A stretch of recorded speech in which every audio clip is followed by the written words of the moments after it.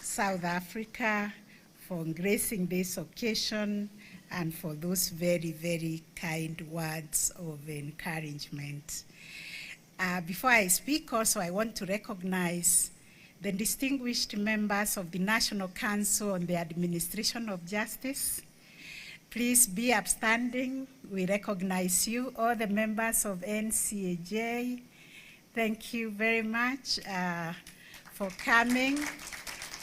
You are a very critical cog in the administration of justice, and we value the support that you give to the judiciary to keep the wheels of justice moving.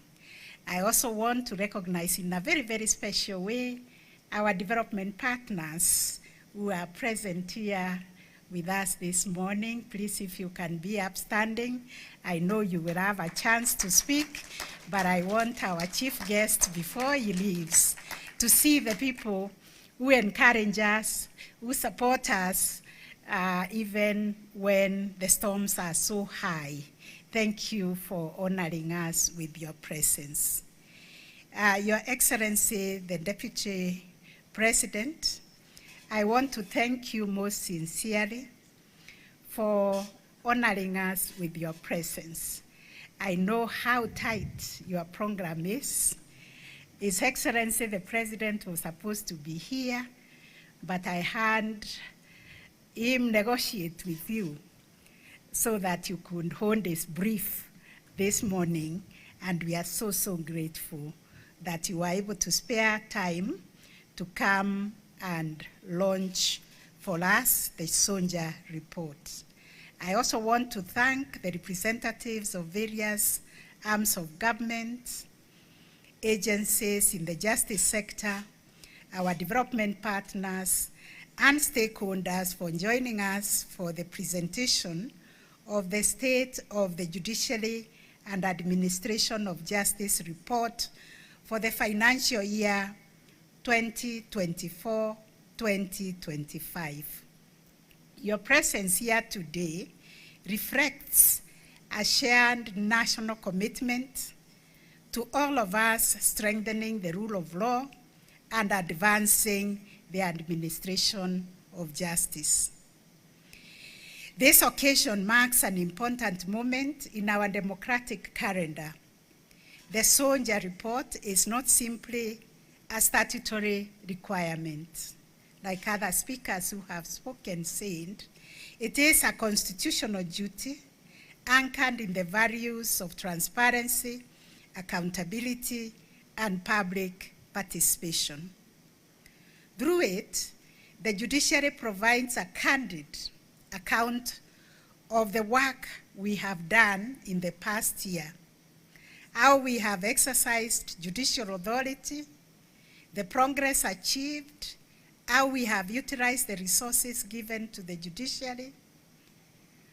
We account for the challenges we have encountered along the way and the reforms that we wish to undertake. This annual report reinforces the judiciary's transparency, accessibility, and accountability as an independent arm of government. It is through such mechanisms that we keep faith with the sovereign will of the Kenyan people, where we remain open to scrutiny and continue to engage Kenyans so that we can build public trust in the administration of justice. The theme of this year's report, enhancing accountability and public trust in the judiciary, speaks to our institutional focus on enhancing public trust, which is the lifeblood of any justice system. Without it, even the most sophisticated courts cannot command confidence, obedience, or legitimacy. For this reason, the judiciary has continued to strengthen the integrity of our systems, deepen internal accountability, to improve performance management, to widen access to justice, and to accelerate implementation of the social transformation through access to justice blueprint. Ladies and gentlemen, this year's Sonja demonstrates the progress we have made in building an accountable, people-centered justice system. Justice belongs to the people. Everybody wants to experience fairness and justice. Therefore, we have undertaken institutional reforms aimed at enhancing the enforcement of ethical standards, protecting the public from misconduct, and ensuring that every judge, judicial officer, and staff members, all of them uphold the highest ideals of professionalism as detailed by the speech by the Honorable Deputy Chief Justice, who is in charge of performance and disciplinary matters, especially for our judicial officers and staff. In advancing public trust, communication and openness remain essential. We strengthened the institutional communication through the establishment of the Judiciary Spokesperson's Office, operationalization of the Judiciary Call Center, and held the inaugural Judiciary Dialogue Day, a milestone participatory platform where we invited citizens in all the court stations. We invited partners and stakeholders where they engaged directly with judges, judicial officers, and staff across the court stations in the country. In addition, our court stations held open days, breaking down barriers between the courts and the communities they serve, and enhancing transparency and accountability at the grassroots levels. Your Excellency, the Deputy President, our guests, access to justice also improved significantly during the last financial year through expansion of the judiciary's physical and digital footprints. We continued to grow judicial presence across the country by operationalizing new courts and sub-registries. These include a new Court of Appeal sub-registry in Garissa, bringing the total number of the Court of Appeal sub-registries to 6. We also operationalized 2 High Court stations in Isiolo and Makandara, and 5 additional High Court sub-registries, ensuring the presence of the High Court in all the 47 counties. Please clap for that. We also operationalized 6 new magistrates' courts, bringing the total number of magistrates' courts to 143 in 133 constituencies. We also handed 3 new small claims courts, increasing the number of small claims courts to 40. We also enhanced the Environment and Lands Court's capacity by establishing a new appeals division in Nairobi.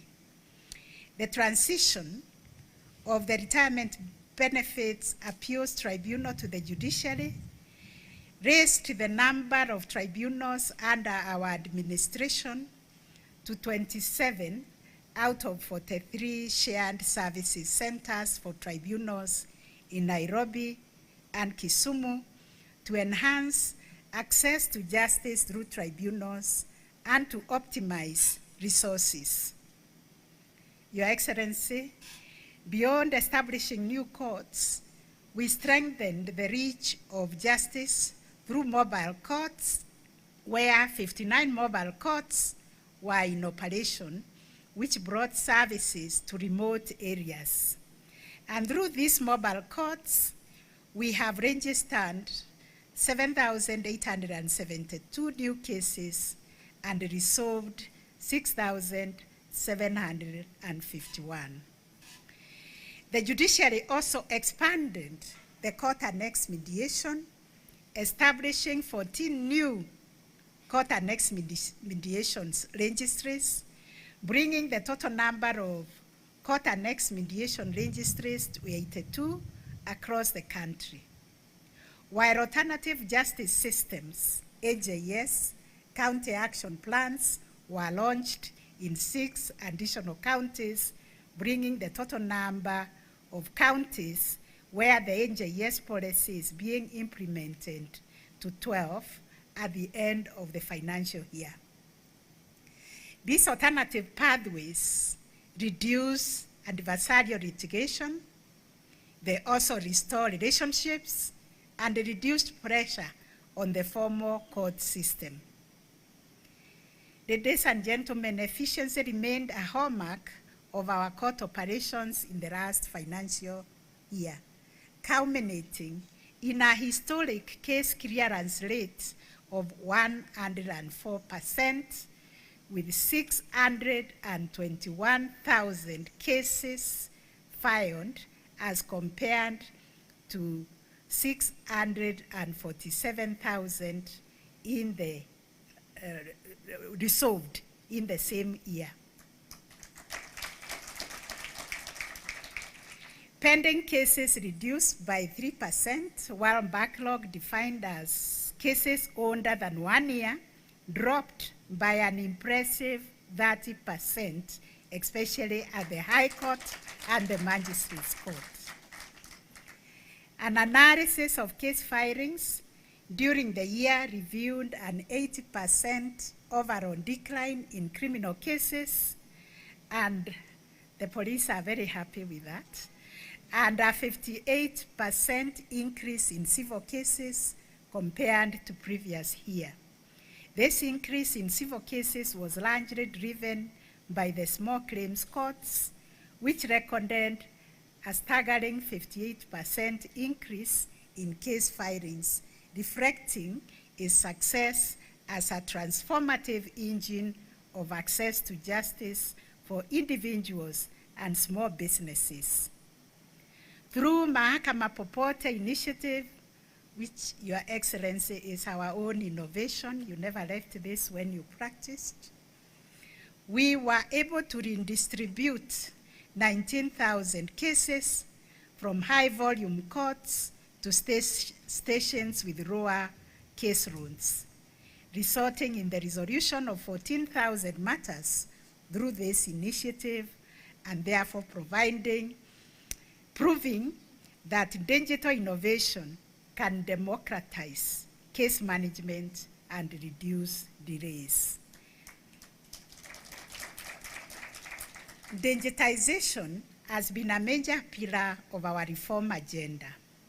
We accelerated automation of judicial services through expansion of the case tracking system, adoption of AI-enabled speech-to-text transcription, and enhancement of digital infrastructure to cover 177 court stations and offices nationwide.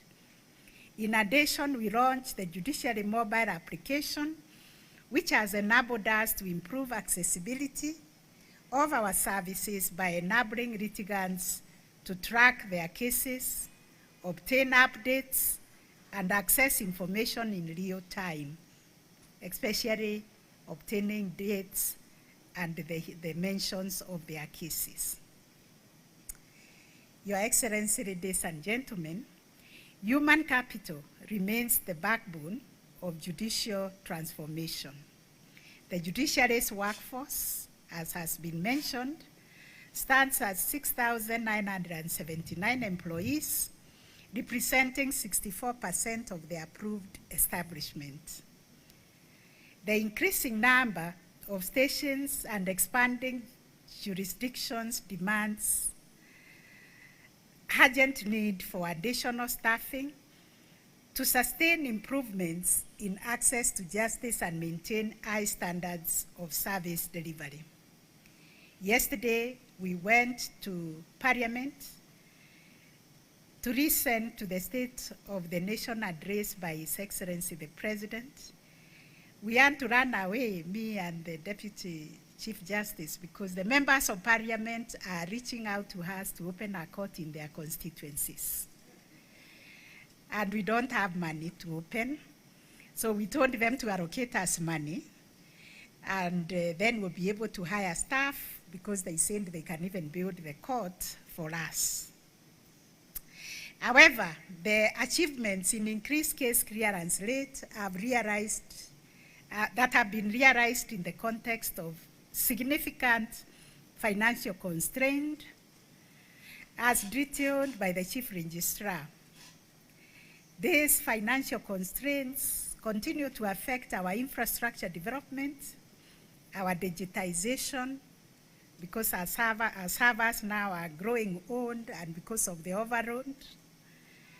If there is anything that keeps me up at night, makes me lose sleep, is to imagine that we are going to lose the gains we have made in digitization. We also need to recruit judges, judicial officers, also for the tribunals, and we need to increase our capacity in terms of training and other operational capacities.